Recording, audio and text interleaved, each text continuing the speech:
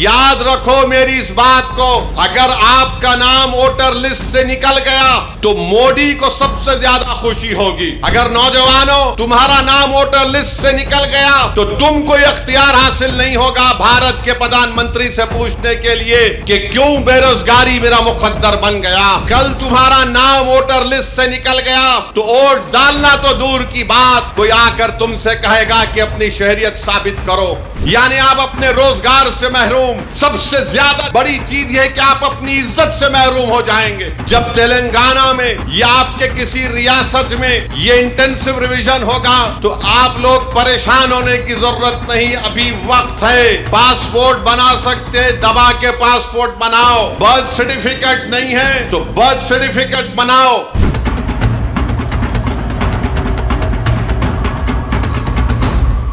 बिहार में जो election commission की जानिब से इंटेंसिव रिवीजन के नाम पर जो वोटर लिस्ट अब बनाई जा रही है, मैं तेलंगाना के आप तमाम लोगों से, ख़ास तौर से भारत के गरीबों से, चाहे वो किसी मज़हब से उनका ताल्लुक़ हो, ख़ास तौर से मुसलमानों से, दलितों से, आदिवासियों से ये कह रहा हूँ कि आप तैयार हो जाइए। अगर तेलंगाना हो या वेस्ट बंगाल हो या तमिलनाडु हो या भारत में पूरे रियासतों में इस तरह का इंटेंसिव रिवीजन करवाया जाएगा तो मेरी आप लोगों से अपील है कि आप लोग अपना एक एक का बर्थ सर्टिफिकेट बनाइए। हाँ, जो हमारे बुजुर्गों की उम्र 70 साल के ऊपर है उनका बर्थ सर्टिफिकेट अगर है तो बहुत अच्छा है, अगर नहीं है तो आप उनका पासपोर्ट बनाइए।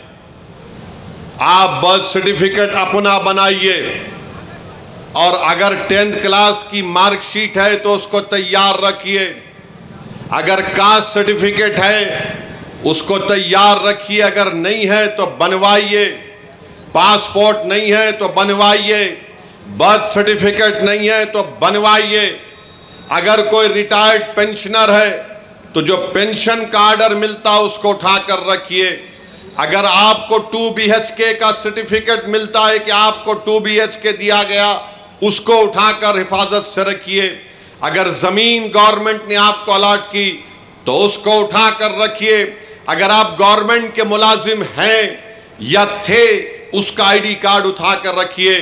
क्योंकि याद रखिए मेरी इस बात को कि अब जब इंटेंसिव रिवीजन हो रहा है तो इलेक्शन कमीशन ने जो हिदायतें BLOs को दी हैं बिहार में, उसमें यह कहा गया कि अगर इलियास साहब के घर पर कोई 3 मरतबा BLO चला जाएगा और 3 मरतबा किसी जायज़ वजह से इलियास साहब अपने घर पर मुकीम नहीं होंगे तो BLO उसकी इत्तला ERO को और AERO को देगा और ये AERO और ERO को इख्तियार हासिल है कि वो 1955 के सिटीजनशिप एक्ट के तहत उन तमाम ओहदेदारों को इत्तला देना के लिए साहब शायद भारत के नागरिक नहीं है, तो ये सिटीजनशिप का मसला पैदा हो जाएगा। तेलंगाना में भी इंटेंसिव रिवीजन होगा, बल्कि पूरे मुल्क में होगा। मैं आज यहां बोधन की सरजमीन से खड़े होकर उन तमाम भारत के गरीबों को कह रहा हूं, उन दलितों को, आदिवासियों को और मुसलमानों को कह रहा हूं कि आपको नंबर 1 अपना बर्थ सर्टिफिकेट बनाना है। 10th क्लास अगर किसी ने किया तो मार्कशीट तैयार रखना है।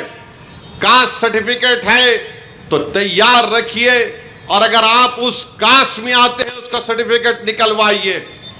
आपके पास अगर गवर्नमेंट की स्कीम का दिया हुआ 2 BHK का सर्टिफिकेट है तो उसको उठाकर रखिए। ये इसलिए कह रहा हूं कि 10 डॉक्यूमेंट की बात जो इलेक्शन कमीशन ने बिहार में की वो यही 10 डॉक्यूमेंट हैं। हमने सुप्रीम कोर्ट को अख्तरुल ईमान मंजलिस की तरफ से गए तो सुप्रीम कोर्ट ने अपने इंटरिम ऑर्डर में कहा कि प्राइमा फेसी हम इलेक्शन कमीशन से कहते हैं कि आधार कार्ड को भी, जो इलेक्शन कमीशन का वोट डालने का एपिक कार्ड होता है, राशन कार्ड को भी वो कंसिडर करे तो ये जरूरी है, याद रखिए, जब तेलंगाना में या आपके किसी रियासत में ये इंटेंसिव रिवीजन होगा तो आप लोग परेशान होने की जरूरत नहीं, अभी वक्त है। पासपोर्ट बना सकते, दबा के पासपोर्ट बनाओ। बर्थ सर्टिफिकेट नहीं है तो बर्थ सर्टिफिकेट बनाओ। कास्ट सर्टिफिकेट है या नहीं है, आप आते हैं उस कास्ट में तो उस कास्ट सर्टिफिकेट को बना के रखो। याद रखो मेरी इस बात को, अगर आपका नाम वोटर लिस्ट से निकल गया तो मोदी को सबसे ज्यादा खुशी होगी। क्यों खुशी होगी? क्यों खुशी होगी बताता हूं मैं आपको।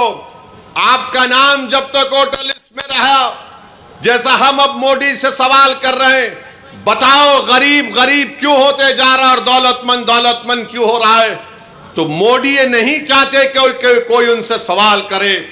अगर नौजवानों तुम्हारा नाम वोटर लिस्ट से निकल गया तो तुमको इख्तियार हासिल नहीं होगा भारत के प्रधानमंत्री से पूछने के लिए कि क्यों बेरोजगारी मेरा मुकद्दर बन गया।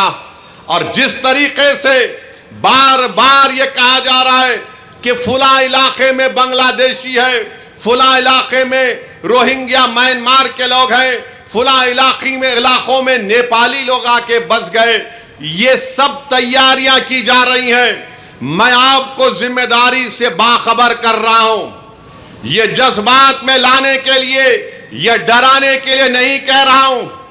ऑन रिकॉर्ड कह दिया गया कि पूरे भारत में इंटेंसिव रिवीजन होगा। और तेलंगाना में जो लास्ट इंटेंसिव रिवीजन हुआ था, मेरे ख्याल से अगर मेरा हाफिजा सही है तो 2007 में या फिर 2002 में हुआ था। मगर ये चीज की तैयारी करके रखिए। मैं भी रशादी साहब से बात कर रहा था कि हमको अनकरीब में तेलंगाना में एक हमारे सदर साहब की मौजूदगी में, उनकी क़यादत में एक मीटिंग करके हम तमाम तंजीमों के जिम्मेदारों को बुलाकर हम उनसे अपील करें, बल्कि हर जुमे के खुतबे से पहले जो लोग मस्जिदों में वाज करते हैं या बयान देते हैं, मेरी आपसे भी अपील है कि आप लोगों को बाखबर करिए। ये साजिशें की जा रही हैं। कल तुम्हारा नाम वोटर लिस्ट से निकल गया तो वोट डालना तो दूर की बात, कोई आकर तुमसे कहेगा कि अपनी शहरियत साबित करो। फॉरेनर्स ट्रिब्यूनल को भिजा दिया जाएगा, उसका भी एक प्रोसीजर है। पहले एसपी बॉर्डर को बोला जाएगा, एसपी बॉर्डर लेटर लिखेगा मिनिस्ट्री होम अफेयर्स को, वहां पर 3 ऑफिसर के दस्तखत के बाद आपका मुकदमा चलेगा। यानी आप अपने रोजगार से महरूम। सबसे ज्यादा बड़ी चीज यह है कि आप अपनी इज्जत से महरूम हो जाएंगे। लोग आपको उंगली उठाकर बोलेंगे अरे इसका नाम वोटर लिस्ट से निकल गया, ये भारत का शहरी नहीं है। इसीलिए आप याद रखो, अभी से मैंने जो बात कही उस पर अमल करने की कोशिश करिए। मेरे दुश्मन बहुत हैं, मुझसे इख्तलाफ करने वालों की भी तादाद बहुत ज्यादा है, क्योंकि भारत के अगर कोई लैला है तो उसका नाम असदुद्दीन ओवैसी है। मुझसे बहुत चाहने वाले हैं, मगर उसकी परवाह मत करो। मैं तुमको बाखबर कर रहा हूं, मैं आपको बाखबर कर रहा हूं। वो तूफान आने से पहले हमको तैयारी कर लेना चाहिए। साजिश करने वाले की साजिश में उसको नाकाम करने के लिए हमको आज से तैयारी करना पड़ेगा।